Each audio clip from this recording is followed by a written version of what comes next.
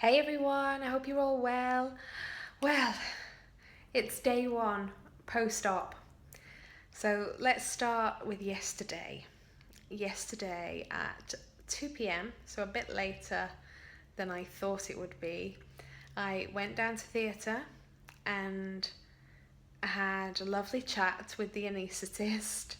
And before I knew it, I was sailing off into Never Never Land with a lovely general anaesthetic, highly recommended. Um, and then I don't know how many hours later, it was 8:30 p.m. I think when I got back up to the room. It had all been done, and I'd had an extended tummy tuck with liposuction and muscle repair. And actually, on the whole, last night I felt okay. Um, I've not seen my tummy yet, which is very frustrating. I kind of when I came round, I looked down and I had a garment on, which meant that I couldn't see anything underneath it. I was like, oh. Um, so I haven't seen it, but Mr. Cox has. So the surgeon had taken photographs of me on the operating table and he shared them with Mr. Cox while I was recovering. So Mr. Cox says I look absolutely fantastic, but I haven't seen it yet. So I'm still patiently waiting. Mr. Ahmed, the consultant, is coming in later today, so hopefully I'll be able to see the photos on his phone. What I do know is that the scar is very, very low-sighted, and I also know that I have lost 6 pounds worth of skin and fat. I think it was 4 pounds worth was removed from the actual skin that was taken away, and then 2 pounds worth of fat from the areas that I had liposuction. So that's good, isn't it? 6 pounds in one go, boom. So I then went through the night on what they call a PCA, which is a kind of cannula in your arm that delivers morphine each time you press a button on a clicker. And you can click it as many times as you want, but it only gives you a dose when you require it. So I had that through the night to manage the pain, and actually wasn't in pain at all, which was amazing. At about 4 o'clock this morning, I needed to go to the loo for the first time. And the nurse said, well, you can use a bedpan, and I was like, not really. So I didn't. Instead, I got up out of bed with their assistance and managed to shuffle my way into the bathroom. So it was hard. I couldn't stand upright and everything feels so tight. But I managed it, and I managed to sit down on the loo and stand back up again and then shuffle my way back to bed. So I was actually quite proud of myself. It was good. So I did that at 4 o'clock, and I was just dozing in and out of sleep really the whole night. There were points where I was on my phone because I couldn't sleep, and then other points where I felt beyond exhausted. So that was kind of how the night went. I was also starving, so I didn't have any food at all yesterday because I was told nil by mouth in the morning. The op was at 2 p.m. And then when I came round last night, I'd ordered a chicken salad, which at 10 p.m. I just really didn't want. So I actually had a rice cake with some dark chocolate on it, and some water. So this morning I was starving and so ready for my breakfast, and I had scrambled egg. I didn't eat the bread because I was mindful of bloating. And then I had some Greek yogurt with some fruit, so that was nice and gave me a real pick-me-up.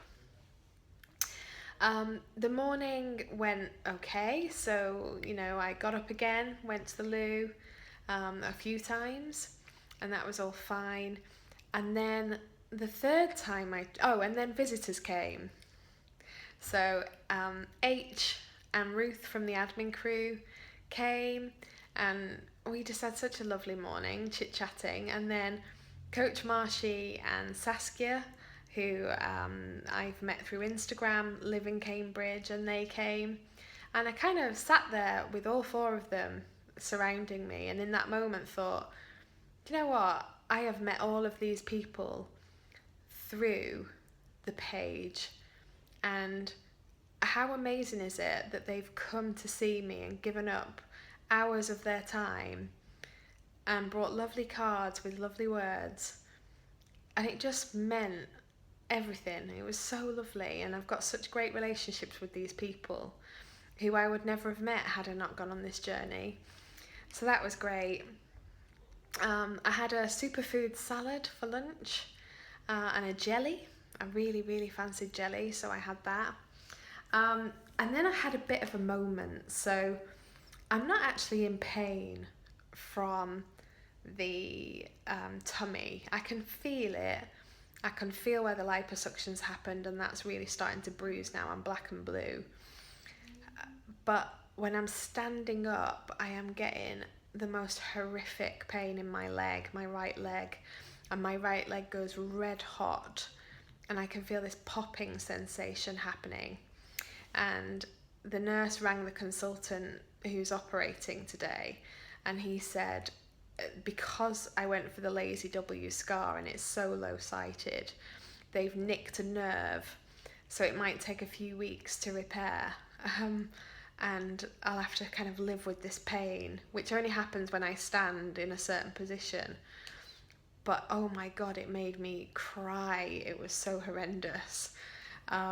It really, really, I've just not felt a pain like it. It was horrible.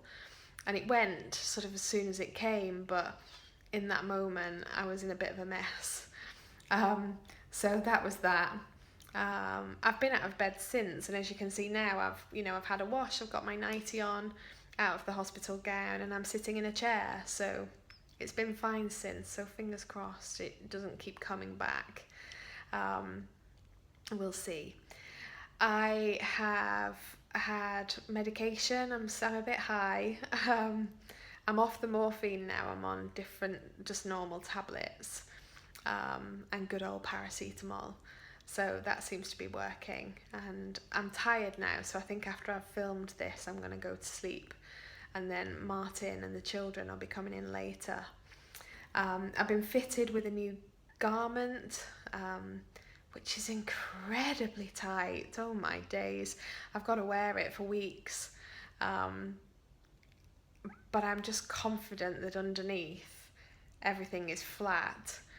I think it's difficult to see that at the moment because the rest of my body just looks swollen. My boobs are huge and swollen and rock hard. My arm where the cannula was is swollen up, and my fingers look like sausages. Disgusting. Compared to the other one. And the top of my legs are very swollen as well, so I think that's just going to be the order of the day or the week or the month, and I'll just have to live with it. But I'm drinking lots. I'm still very dehydrated because you can tell that from the colour of my urine, but I think I've had about 3, maybe 4 litres of water so far today, so I'll just keep that going. Try and eat, although I haven't got that much of an appetite, and just see where I am. But you know what, for day 1, not in a bad place really. My spirits are high, I'm not in too much pain, I'm coping, and yeah, it's a big thumbs up. So on that note, I'm going to go and have some sleep, and I will speak to you all tomorrow and let you know how I'm doing. Mwah.